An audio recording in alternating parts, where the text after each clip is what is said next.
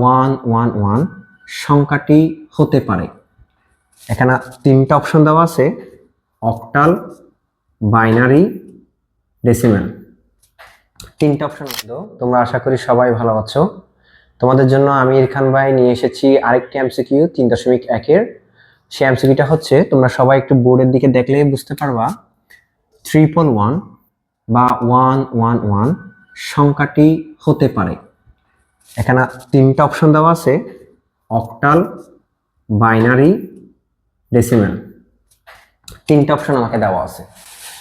সংখ্যা দেওয়া আছে কি 111।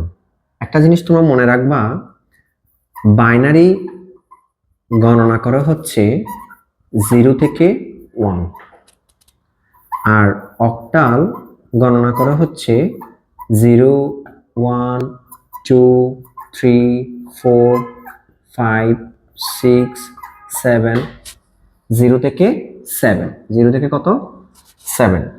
আর ডেসিমাল সংখ্যা গণনা করা হচ্ছে 0, 1, 2, 3, 4, 5, 6, 7, 8, 9, 0 থেকে 9 পর্যন্ত। বাইনারিতে যেমন 0 এবং 1 আছে, অক্টালেও কিন্তু 0 এবং 1 আছে, ডেসিমাল সংখ্যাতেও কিন্তু 0 এবং 1 আছে। তাহলে নিচের কোনটি সঠিক বললে কখনো শুধুমাত্র অক্টাল হবে না, কখনো শুধুমাত্র বাইনারি হবে না, কখনো শুধুমাত্র ডেসিমাল হবে না, হইলে তিনটাই হবে।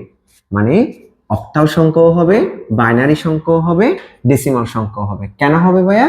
কারণ 0 থেকে 1 পর্যন্ত কিন্তু প্রত্যেকটা সংখ্যাই কিন্তু কি করে, গণনা করে থাকে। এরকম অনেকগুলো এমসিকিউ ইনশাল্লাহ আরো সামনে তোমাদেরকে এনে দিব। তবে আরেকটি কথা বলতে চাই, তোমাদের যদি কোনো প্রশ্ন থাকে, কোনো এমসিকিউ যদি তোমরা না বুঝে থাকো, অবশ্যই ভাইয়াকে কমেন্ট বক্সে জানাবা।